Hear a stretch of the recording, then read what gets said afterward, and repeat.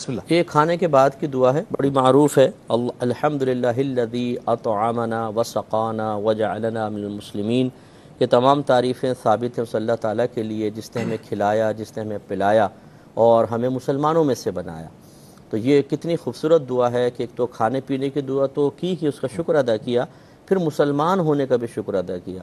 اور یہ بڑی امپورٹنٹ چیز ہے کہ نبی کریم صلی اللہ علیہ وسلم نے کھانا کھانے کے بعد اس بات کا احساس اور شعور دوبارہ بیدار کرنے کی ضرورت کی طرف اشارہ کر دیا ہے کہ اپنے مسلمان ہونے کا بھی شکر ادا کرو۔ صرف کھانا پینا، لباس کا مل جانا، ہم ان کو بعض اوقات نعمتیں سمجھتے ہیں، ویزا لگ گیا، نوکری مل گئی، امتحان میں پاس ہو گئے، لیکن اپنے مسلمان ہونے کا شکریہ ادا کرنا بعض اوقات ہم ضروری نہیں سمجھتے ہیں۔